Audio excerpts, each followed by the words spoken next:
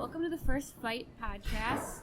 On the show today, we have Ricky Bandejas. Welcome to the show, Ricky. Hey, how you doing? Thank you for having me.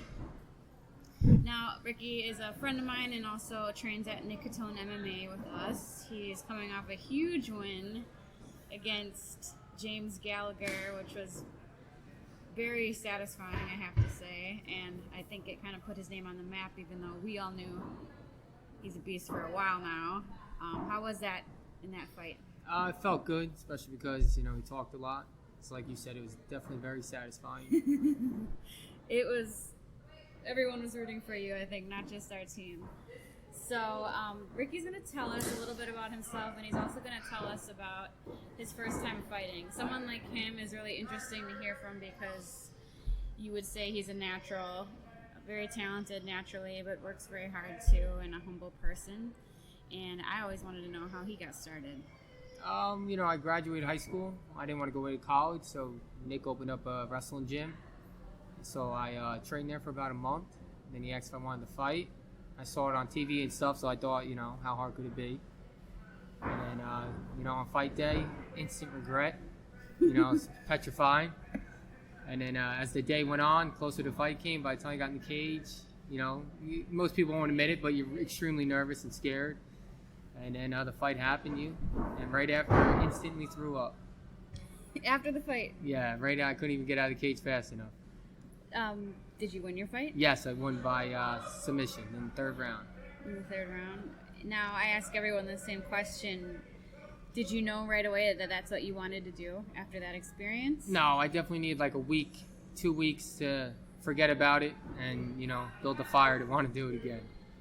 Yeah. Were you really nervous before the fight? Yeah, the whole day, everything feels good, and then the day of, you're like, wow, I'm fighting somebody in a couple hours that's trained to, beat your butt. So you start getting nervous, start doubting yourself, especially your first fight. You're not ready at all. Now, was it what you thought it would be? Yeah, yes and no. I didn't think I'd feel any of the punches and kicks, but unfortunately you do. Adrenaline helps a little bit, but I knew if you get the win, it's definitely satisfying, and I think that's why I still do it. Yeah. I always describe it, it was like, the first time I did it, it was just like, you feel everything so much more, like everything's so much more clear, like everything before that was just a blur. Yes. And in that moment, you're like, how the fuck did I get here? Yep, absolutely. You train for 8 weeks, 6 weeks, and before you know the fight's here, and you're like, I thought I had so much more time. It's always harder to hurt someone than you think it is, or at least that's how I feel. You seem to be pretty good at it, but... Yeah, well, I agree. In the beginning it was, but then eventually I had kids, and now I have, no choice. It's nothing personal. So that is extra motivation for you, you'd say, your kids? Definitely, absolutely is. Now, in your last fight with Gallagher, there was a lot of hype leading up to it. Obviously, he was a big shit talker, and that can get in your head a little bit. Did he get in your head at all before that fight? No, he didn't bother me at all until the night of the fight, when you're waiting in the hallway to go out to the ring.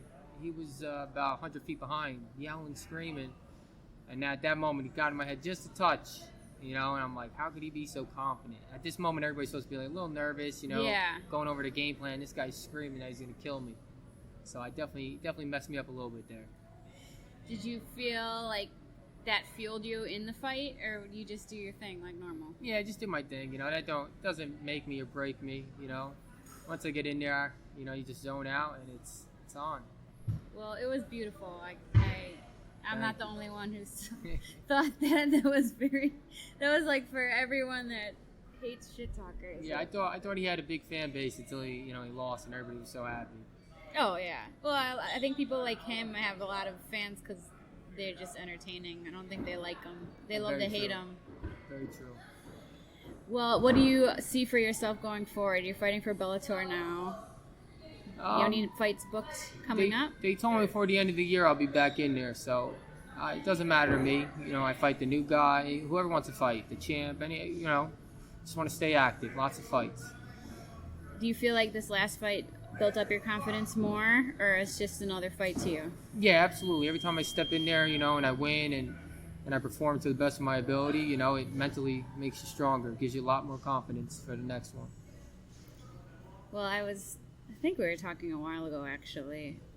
I was talking about being scared for a fight, and you were telling me this story, and I don't know what fight it was of yours where you were hoping the lights would go out. Was that yes, you? absolutely. There's a couple fights, man.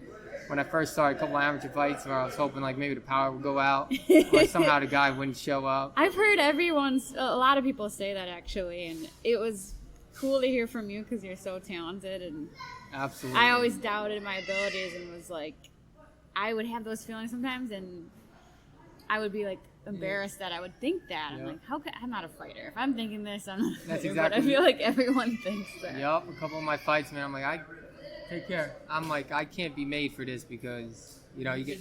Take care, guys. Bye. I'm like, I can't be made for this if I get so nervous, you know. Take care. I'm like, you know, you start doubting yourself so much. I'm like, this obviously can't be my calling in life if I'm, you know, this intimidated by it. It's just, I think it's natural because it's not, you try to tell yourself, like, I do this every day, this is totally normal, but when it comes down to it, it's not normal to fight in a cage in front of people Trying to for kill each other. entertainment. Yeah, absolutely not normal.